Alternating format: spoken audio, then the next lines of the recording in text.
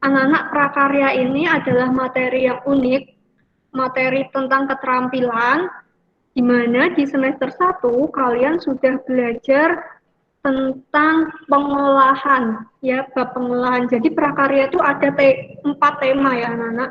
4 tema antara lain ada budidaya, pengolahan, lalu ada kerajinan, dan terakhir ada rekayasa. Yang keempat adalah rekayasa. Jadi di sekolahan kita itu mengambil tema yang sekiranya bisa diaplikasikan di lingkungan sekitar kalian. Contohnya kemarin pengolahan, kalian kan bisa praktek mengolah, membuat sup buah, membuat jus buah, memasak sayur. Itu tujuannya apa anak-anak? Selama pandemi ini, enggak selama pandemi, harusnya seterusnya kalian punya keterampilan untuk mengolah bahan pangan untuk dijadikan produk pangan atau produk minuman. Jadi anak-anak, kalau kalian chef itu ya anak-anak, chef itu tidak ada yang tiba-tiba masakannya enak. Mereka dari gagal dulu, dari yang rasanya tidak enak sama sekali, lama-lama mereka mencoba, dan memperbaiki, oh ternyata kurang ini, ditambah sedikit, ternyata enak. Makanya itu kalau kalian mau pinter masak, masakannya enak, itu sering-sering latihan aja. Mumpung kalian masih SMP, masih mungkin kalian bisa mengembangkan skill masak kalian nanti ya. Biar apa? Ya biar punya skill masak itu biar bisa mencari uang tambahan, kalian bisa berjualan seperti itu. Kan enak kalau barangkali kalian di pandemi ini bisa bisa berjualan buat jus atau buat apa, nah bisa menghasilkan uang. Tujuannya seperti itu. Yang penting kalian punya skill masak, mengasah skill masak kalian. Nah, kali ini di semester 2 tema kita adalah budidaya anak-anak. Budidaya apa? Budidaya sayuran dan budidaya tanaman obat. Kalau budidaya sayuran itu tentunya ya sudah kalian pelajari anak-anak di semester 1.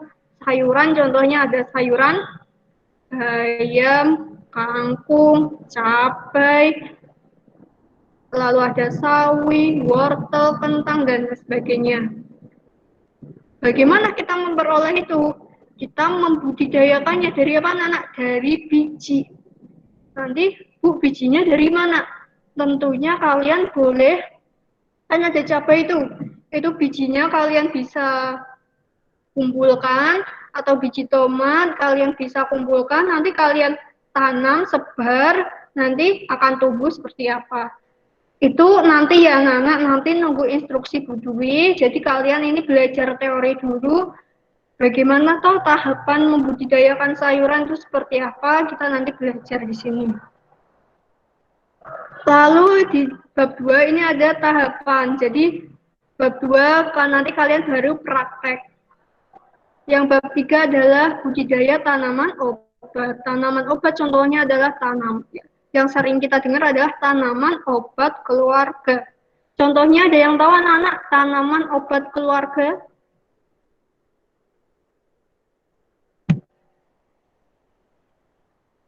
Ada yang tahu contoh tanaman obat keluarga? Ada jahe, ada apa lagi? Ada yang tahu? Sirih, benar. Ada apa lagi?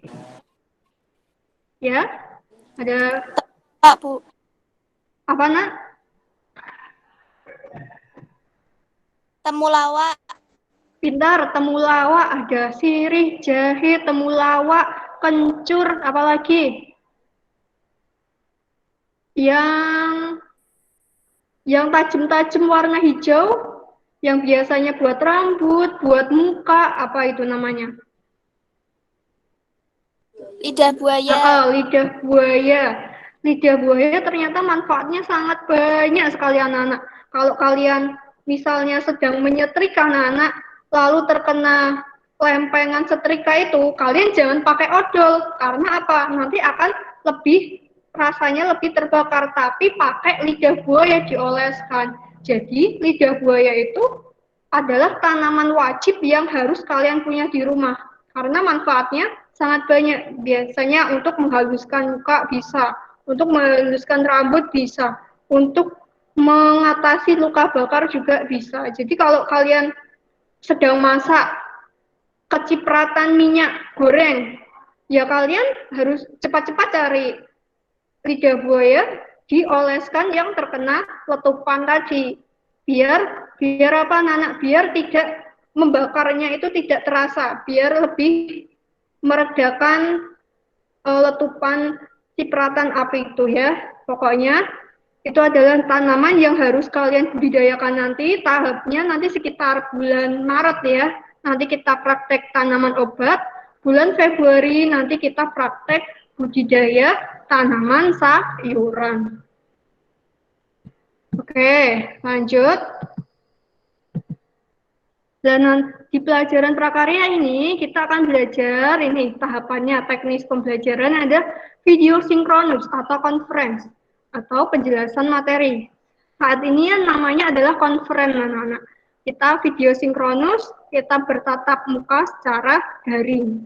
Lalu video asinkronus, jadi Bu Dwi akan upload video atau materi berupa PPT, PDF, atau video yang Bu Dwi upload di Classroom atau YouTube. Nanti kalian bisa buka waktu kapanpun ya, sesuai yang kalian bisa. Misalnya kalian lebih nyaman membuka pagi hari karena lebih fresh, boleh. Malam hari boleh gitu. Tapi pastikan kalau mengerjakan soal sesuai ketentuan waktunya. Latihan soal bisa berupa latihan soal pilihan ganda, Google Form ya, ABC-an, atau bisa berupa game, anak-anak, yang seperti game TTS, game mencocokkan, menjodohkan, dan lain sebagainya. Nanti kita ada ulangan harian, berarti selama 1 semester anak-anak kita hanya ada 2 kali ulangan ya. 2 kali ulangan itu ulangan temanya budidaya tanaman sayuran dan budidaya tanaman obat. Tapi latihan soalnya juga harus banyak. Mungkin game bisa berupa game atau latihan soal. Ada PTS, penilaian tengah semester, dan ada penilaian akhir tahun anak. Jadi anak-anak selama pandemi ini, pastikan nilai kalian adalah nilai yang paling baik anak-anak. Nilainya bisa 90 ke atas. Apalagi di pandemi ini, kalian boleh mengerjakan soalnya open book, baik itu penilaian harian, PTS, maupun 4 anak-anak.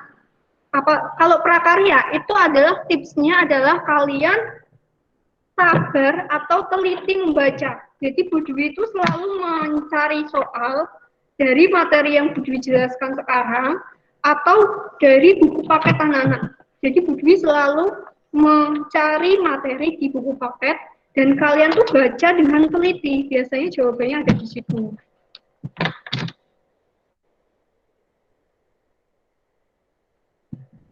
Untuk bagaimana teknik tugasnya, ini Bu Dwi akan menilai tugas kalian minimal 75, maksimal 95, dengan ketentuan kapan kalian mendapatkan nilai 95, 95 itu udah nilai A. Bu, kenapa kok nggak sampai 100? Jadi kan tugas kalian itu kan juga dibantu oleh siapa? Dibantu oleh internet. Jadi ya kita bagi rata. Jadi nilai maksimal kalian adalah 95. Tapi kalau kalian mengerjakan tanpa internet, tanpa searching, tanpa buka buku, itu bisa maksimal 100. Kalau pembelajaran secara tatap muka, kalau berangkat sekolah nanti ya, itu untuk tugas-tugasnya. Tapi kalau tugasnya cara daring ini, Bu Dwi kasih nilai maksimal 95. Nah, 95 itu udah nilainya A ya. 95 udah nilainya A. Dan nilainya terus berkurang ketika kalian semakin lama mengumpulkannya. Misalnya hari ini hari apa, Nana? Hari Kamis. Bu Dwi meminta kalian untuk mengerjakan soal TTS di Classroom. Lalu kalian mengerjakan dan mengirim jawabannya hari itu juga lewat Google Classroom. Pokoknya mau malam nggak apa-apa, yang penting misalnya hari Kamis malam nggak apa-apa, hari Kamis siang nggak apa-apa. Yang penting masih dalam hari itu 1 hari, itu nilainya jika betul semua ya anak-anak, jika betul semua nilainya 95. Kalau kalian betul semua mengerjakannya besok 1 hari setelahnya, yaitu hari Jumat, berarti nilainya berkurang 194. Kalau kalian mengerjakannya besok Sabtu, berarti 3 hari. Mengirimnya ya, mengerjakan dan mengirimnya 3 hari di Google Classroom, itu akan mendapatkan nilai 93 berkurang 1. Kalau ada soal mengerjakannya ada yang kurang tepat, mengerjakannya hari itu juga nilainya 92. Kalau ada yang kurang, mengerjakan dalam 3 hari, pokoknya nilainya 90 sampai 92. Lalu 95 sampai 89, kalau kalian mengerjakannya lebih dari 3 hari sampai seminggu. Jadi hari keempat sampai hari ketujuh. Ya, berarti hari Minggu, Senin, Selasa, Rabu. Itu 7 hari seminggu. Itu nilainya rentannya 85 sampai 89. Kalau mengerjakannya lebih dari seminggu, itu nilainya 81 sampai 84. Ini 75 sampai 80. 75 sampai 80 itu ketika kalian mengerjakannya, misalnya Bu Dwi sudah ganti bab anak-anak, ganti bab budidaya tanaman obat, tapi kalian baru mengerjakan budidaya sayuran. Nilainya beda ya anak-anak, nilainya 75 sampai 80. 75 sampai 80 itu nilainya C anak-anak. Kalau 81 sampai 84 sampai 89 itu nilainya B. 90 masih B, tapi 91 sampai 95 itu nilainya A. Ya, pastikan nilai kalian yang paling bagus.